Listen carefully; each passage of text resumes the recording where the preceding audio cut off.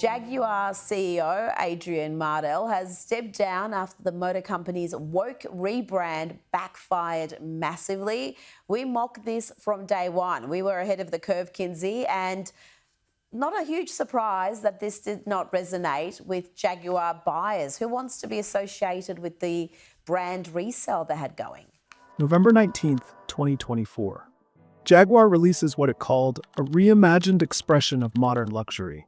A 30-second commercial featuring models splattering paint, breaking walls, and twirling in avant-garde motion aired across Europe. It looked like an art exhibition. It sounded like a perfume ad, and there wasn't a single Jaguar car in sight. Within hours, social media erupted. Elon Musk reposted the ad with a single line, quote, "Do you sell cars?" And that was the beginning of the end. By April 2025, Jaguar's European sales had crashed by 97.5%. From 1,961 cars to just 49. A century-old British icon, known for sleek, roaring machines, suddenly felt like a parody of itself. But to understand how it got here, we need to rewind. For decades, Jaguar wasn't just a brand, it was status on wheels. From James Bond's driveway to royal motorcades, Jaguar embodied British prestige. But by the late 2010s, cracks began to show. Electric competitors like Tesla and Porsche began dominating luxury buyers. Jaguar's models looked dated, its tech lagged behind, and its lineup shrank year after year. In 2017, Jaguar sold over 177,000 cars globally. By 2022, that number had fallen to around 62,000. Its sedans were aging, its SUVs were forgettable, and despite owning the luxury label, Jaguar's profits were vanishing. So in 2021, Jaguar Land Rover's leadership announced a bold reinvention plan called Reimagined. The idea? Kill all existing models and turn Jaguar into a high-end, electric-only luxury brand, one that could compete with Bentley or Rolls-Royce by 2025. On paper, it made sense. In reality, it alienated everyone who still cared. Dealers were confused, loyal buyers were shut out, and when the company finally unveiled its new brand identity in late 2024, a lowercase Jaguar wordmark and a cryptic commercial without cars, it felt less like reinvention and more like self-destruction. Jaguar didn't just sell a product, it sold a personality. And in trying to be futuristic, it forgot who it was. That's where everything unraveled. But this story gets worse, because that single commercial didn't just tank sales, it changed the course of the entire brand. When Jaguar released that 30-second spot in November 2024, it wasn't just an ad, it was a manifesto. A sleek cinematic vision designed by an elite London agency meant to say, "We're not your father's Jaguar anymore." But here's the problem. No one could tell what Jaguar was anymore. The ad featured dancers covered in paint, metallic backdrops, and abstract movements representing rebirth. It ended with the new minimalist Jaguar logo. That was it. No cars, no sound of an engine, no performance shots, nothing. Within 48 hours, the backlash was brutal.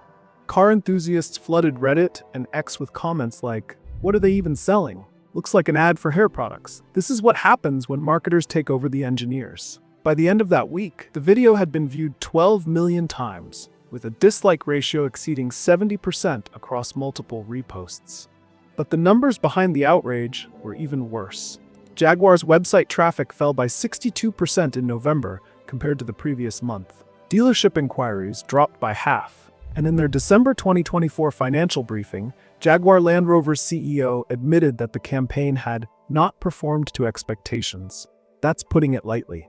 In Q1 2025, Jaguar's sales in the UK plummeted to just 49 vehicles, the lowest since World War II. To put that in perspective, Rolls-Royce sold more than 1,000 units that same quarter.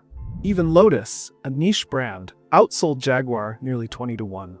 Investors were furious. One analyst from Bernstein Research called it a masterclass in brand alienation. The company had spent tens of millions of pounds rebranding, designing the new campaign, and teasing a luxury EV that didn't even exist yet. They'd abandoned legacy customers, teased a futuristic identity, and yet had nothing to sell. Jaguar didn't just forget to show its product, it forgot to show its purpose. And that's the deadliest mistake in marketing. But this wasn't just a creative failure. It was a signal, a warning to every legacy brand trying to go modern. Because the ad wasn't made for car lovers, it was made for luxury investors, lifestyle followers, and brand consultants. And when those people didn't buy in either, Jaguar realized too late what it had lost. But what happened next would prove this wasn't a one-time flop. It was the final stage of a long, slow collapse. By mid-2025, Jaguar's rebrand had officially gone from bold experiment to corporate embarrassment. The sales numbers told a painful truth. The luxury EV market they were betting on had already been captured by Tesla, Porsche, and Lucid. While those brands were announcing double-digit growth, Jaguar's entire global lineup moved fewer than 14,000 cars in 6 months, a 65% drop year over year. And yet, the company's leadership still doubled down. In an interview with the Financial Times, Jaguar Land Rover CEO said, quote, "The era of combustion emotion is over. We're creating art, not just automobiles." That quote would haunt the company. Because while Jaguar was chasing art, its customers were chasing performance, power, and reliability, things Jaguar used to stand for. It wasn't just the ad that alienated people, it was the arrogance that followed. Then came the real blow. In late 2025, dealers across Europe began shutting down showrooms. In Germany alone, 20% of Jaguar dealers dropped the brand entirely to switch to BMW's electric I-Series or Porsche Taycan models. This wasn't just a brand in decline, it was a brand erased by its own identity crisis. What makes Jaguar's story so tragic is that this collapse wasn't sudden. It was slow, avoidable, and painfully predictable. For years, the company ignored what made it special. The visceral sound of its V8s, the racing heritage that built its reputation, and the emotional connection drivers felt. Instead, it tried to rebrand into something cleaner, cooler, and younger.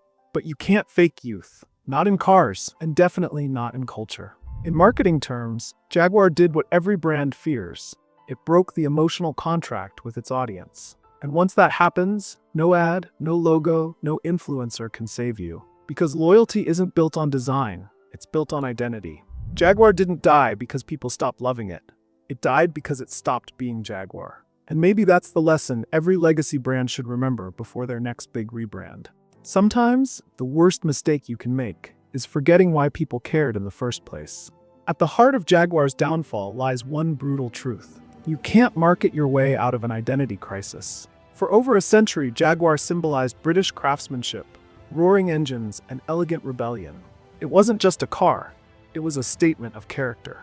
But in trying to chase cultural relevance, Jaguar forgot that its real relevance was emotional, not social. A 2025 brand finance report showed Jaguar's brand value fell by 34%, its steepest decline since the 2008 financial crisis. Meanwhile, Land Rover, under the same corporate roof, climbed 17% in perceived trust and desirability. But here's the lesson that goes beyond Jaguar. In the pursuit of new audiences, don't alienate the ones who built you. Every rebrand should evolve, not erase. Every identity shift should feel like a continuation, not a contradiction.